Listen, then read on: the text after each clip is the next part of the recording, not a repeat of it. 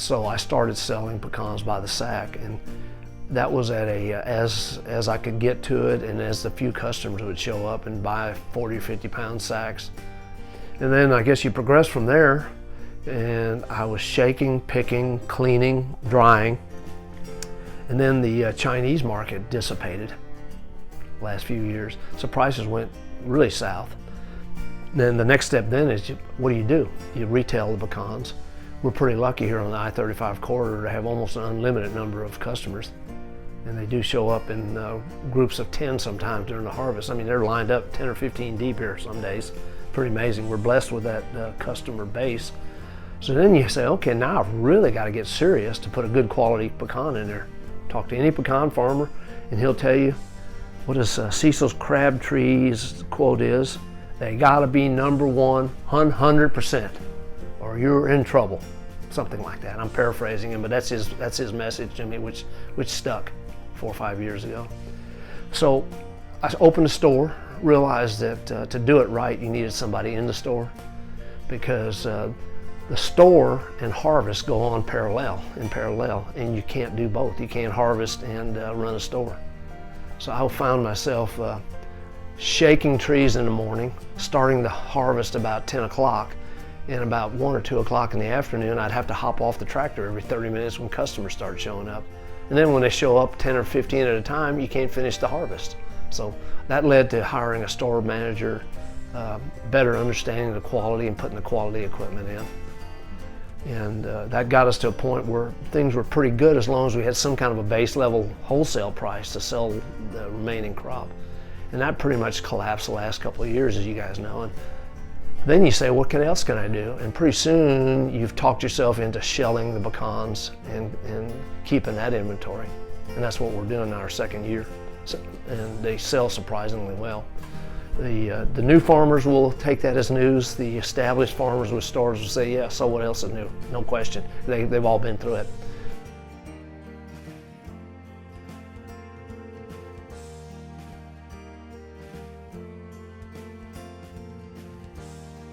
I have a logo. It's on my hat. It's on every invoice. It's a simple little picture of a barn with a windmill and some trees. But I decided to stick with it. It's kind of corny and country-like. It's not fancy and corporate, but it works. I've had too many people laugh at me saying that's an outhouse, not a barn. You know, it works. So people recognize that and they see the logo. We've had to, it was pretty clear you had to build a really nice store, air condition it, put all the pretty colors and knickknacks on the wall. Farm stuff. I can't tell you how many people come out and say, this is really nice being in the country, on the farm. You know, I remember we used to pick grandma's pecans, and we had to crack them and shell them ourselves for Thanksgiving and Christmas. I listen to that story during the harvest season, maybe 5 times a day. It's kind of neat. Yeah, so you have to learn to be a salesman, which was not natural for me. I can build things and keep them from falling down on you. That's what my PE license required. But to smile and tell the same story to multiple customers day in and day out, that's harder for me. Some people take that naturally, but it's hard for me. Anyway, we evolved that way, and then came to a point where the prices are still low. So now we're to a point where we're selling in-shell pecans. We're cracking them on customer demand. I don't keep cracked pecans. We make a point of telling the customers it's their pecan we're cracking. We're not touching them. They go through the machines. Here's your aspirated pecans with a lot of the dust and shells blown out. And then we sell the shelled pecan meat. And now we're selling not only the industry pecan oil, but we're looking at trying to press our own pecan oil.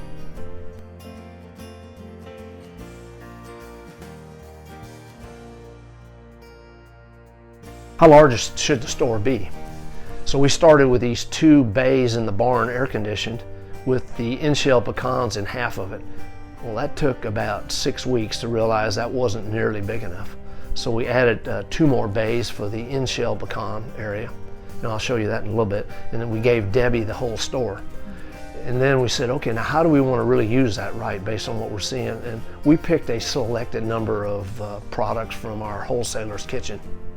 And it turns out, I never paid attention to that, there's a number of the wholesale kitchens that are catering to the farmer store market. They're totally happy to make the product for you, put your label on it, and get it ready for you. Oliver, he gives me complete large rolls of our label. We put them on everything around here. Mulch that we sack up, the bags we sell the product in, and he puts them on the product itself before I pick them up.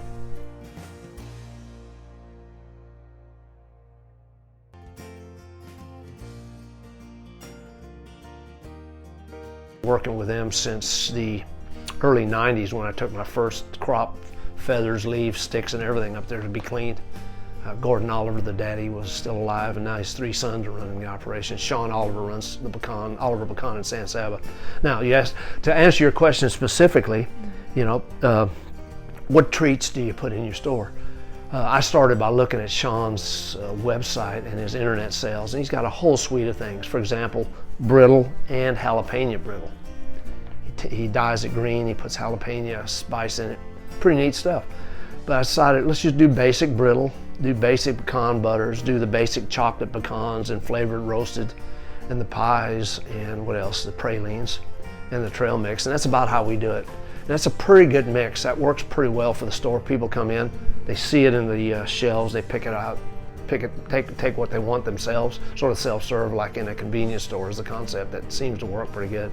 And they're doing that while they're trying to decide how many pecans they can afford to buy.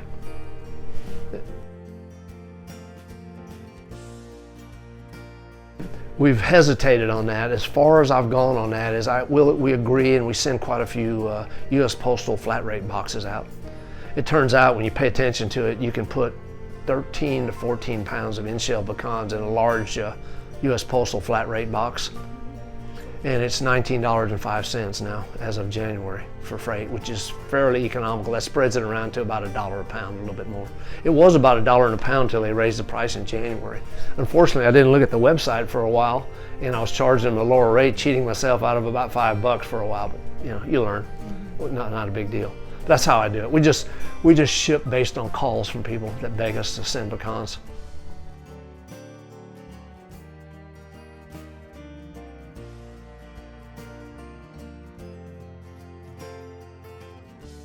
Until a month ago, I have totally procrastinated on that and avoided involvement. Some of my friends sell their pecan things and shelled meat at the Pearl Farmers Market in San Antonio, for example, fairly upscale.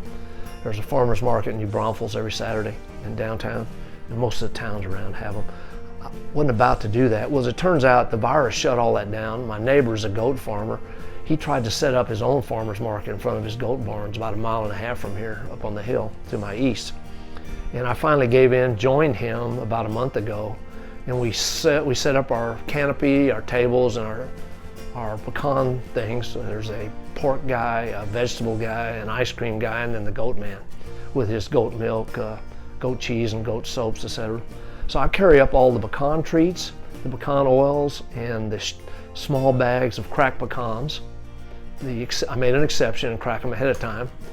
And then I carry the shelled meat. And surprisingly, those treats and the specialty components, small quantities, sell really good at a farmer's market. So I've kind of concluded that the customer focus there is on the treats and the small quantities, whereas the store walk-ins are focused on pecans, 10, 20, 30 pounds. Some people buy 100. They want them cracked. They want to hand them to all the relatives and know that all the kids and grandkids come over and eat them out of house and whole, so they stock up. But they don't focus on the treats, whereas the farmer's market does. So I've concluded it's probably worthwhile. If you want to dig into that part and put the effort into it, it would leverage your ability to sell especially the treat part of it.